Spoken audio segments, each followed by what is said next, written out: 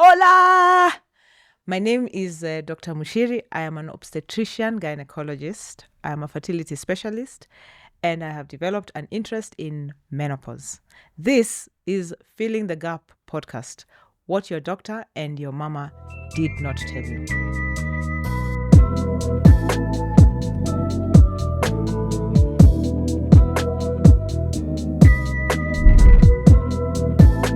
My interest in menopause is maybe three-pronged, I want to say.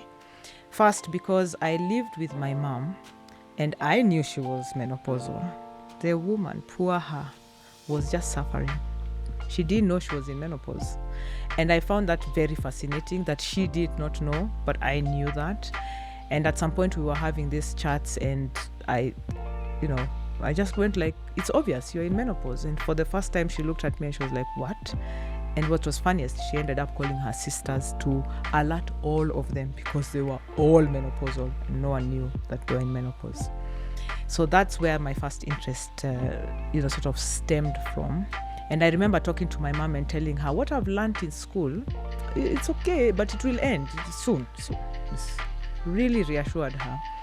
And I said, I think in 10 years. She asked me, how long does it take? And I said, 10 years. And then 10 years later, she was still struggling with these symptoms. I was just like, she told me go back to school and study that thing. My second prong is my patients who are coming to try and conceive. And for me, that is very difficult because if you have a 35-year-old lady who's coming to get a baby and I have to be the person to break the news that they don't have eggs and therefore cannot have children with their own eggs, I think that's just devastating. And to find them so shocked that they didn't know this was going to happen or that it's happening to them, I think that's really devastating.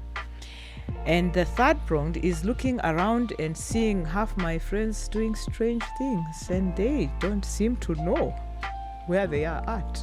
First, I'm very curious. I have been curious about the female body since as far as I can remember.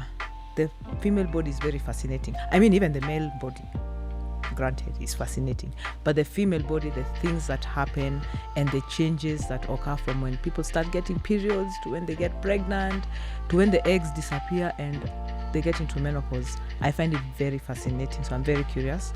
Therefore, I have spent ages reading all the time about these changes and about hormones and how they affect the body. So I think I am well placed to tell you about things that I have known for more than 20 years. It's a long time. And that's why I am very well positioned for this. I have trained in 2 different countries. So my training started when I was very young in University of Nairobi. I've worked in different parts of the country. So highlands, I've worked by the coast, I've worked in semi-arid desert type places. And then I have crossed over for a couple of years to very icy, snowy, cold, gloomy England. We get some sun a bit, but that's neither here nor there.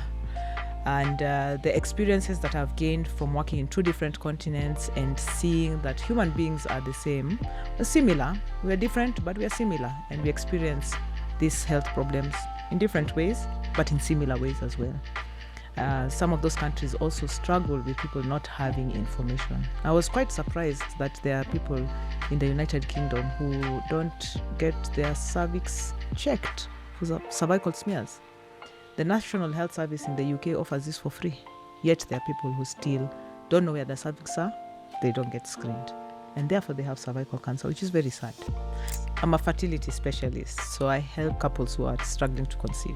When I'm not doing that and talking about hormones and the things that happen with sadness and mood swings and all this fancy jazz, I like to take coffee. I will not call myself a connoisseur yet, but I do enjoy a cup of coffee.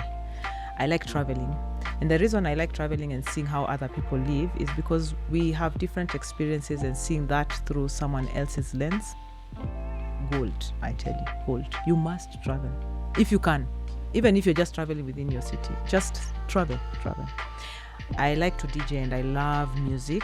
I've grown up with music. This actually came from my parents, both my folks. Can you say both your folks?